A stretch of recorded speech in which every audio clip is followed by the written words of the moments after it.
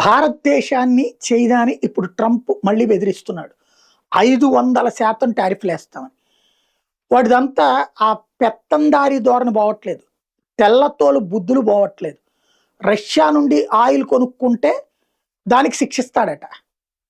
Russia నుండి కొనొద్దు, Iran నుండి కొనొద్దు. ఈడేమైనా ఇస్తాడా తక్కువకి? ఇవ్వడు. కానీ కొనొద్దు. ఎందుకు? మొన్న కొనమని వీడే చెప్పాడు. ఇరాన్తో యుద్ధం సందర్భంలో కొనమని చెప్పాడు. ఇప్పుడు ఇరాన్తో యుద్ధం మళ్ళీ సీరియస్ అయింది. అయినా రష్యా నుంచి కొనద్దు. ఎందుకంటే ఇటు చెప్పాడు కాబట్టి కొనద్దు. మెయిన్ టార్గెట్ హైయెస్ట్ కొంటోంది రష్యా నుండి చైనా, భారత్. ఆపమని టారిఫ్లు వేస్తామని చెప్పినప్పుడు కొంత తగ్గించినట్టు కనబడుతుంది, కానీ కొనడం ఆపట్లేదు. అది కూడా ఈ రెండు దేశాల్లో ఉన్నటువంటి ప్రైవేట్ కంపెనీలు కొనడం తగ్గిస్తున్నాయి.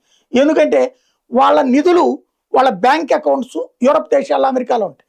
అక్కడ స్తంభింపు చేస్తే వాళ్ళ వ్యాపారాలు నాశనం అవుతాయి. కాబట్టి కంపెనీలు కొనడం మానేస్తాయి.